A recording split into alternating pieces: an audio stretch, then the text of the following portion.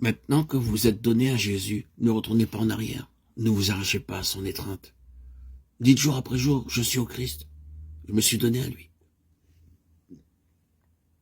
Demandez-lui son Saint-Esprit, sa grâce pour vous garder. C'est en vous donnant à Dieu et en croyant en lui que vous devenez son enfant. C'est de la même façon que vous devez vivre en lui. L'apôtre dit, comme vous avez reçu le Seigneur Jésus-Christ, marchez en lui. Colossiens 2,6. Certaines personnes pensent qu'elles devraient être mises à l'épreuve et montrer au Seigneur qu'elles sont transformées avant de pouvoir se réclamer de sa grâce. Mais elles peuvent s'en réclamer en ce moment même. Il leur faut cette grâce, il leur faut l'Esprit du Christ pour les soutenir dans leur infirmité. Sinon, elles ne pourront résister au mal. Jésus aime nous voir venir à lui tels que nous sommes pécheurs, impuissants, débiles. Nous pouvons aller à lui et nous jeter à ses pieds avec nos faiblesses, nos égarements, nos péchés. Il met sa gloire à nous combler de son amour, à panser nos blessures et à nous purifier de toute impureté. C'est ici que des milliers de pécheurs font erreur.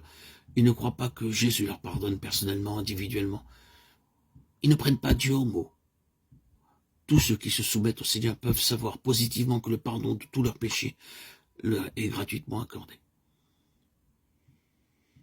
Mettez de côté la pensée injuste que les promesses de Dieu ne vous concernent pas. Elles concernent chaque pécheur repentant. Par le ministère des anges, la force et la grâce sont communiquées à tout croyant de la part de Jésus-Christ. Nul n'est pécheur au point de ne pouvoir trouver force, pureté et justice en celui qui est mort pour nous.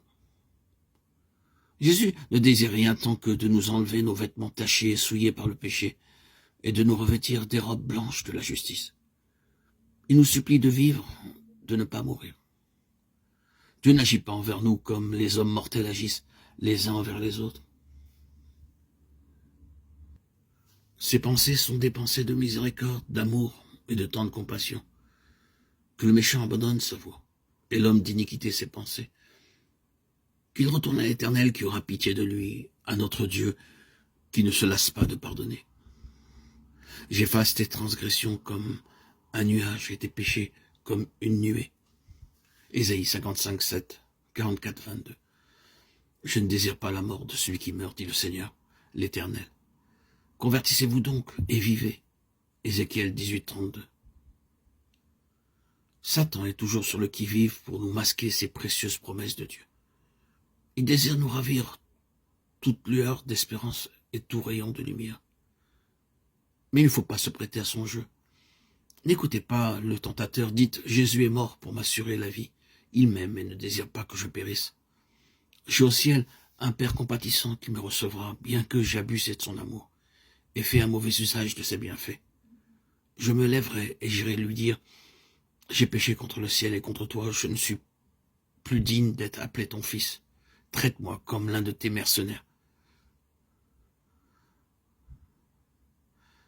La parabole vous dit comment le fils prodigue sera reçu. Comme il était encore loin, son père le vit et fut ému de compassion. Il courut se jeter à son cou et le baisa. Luc 15, 18, 20.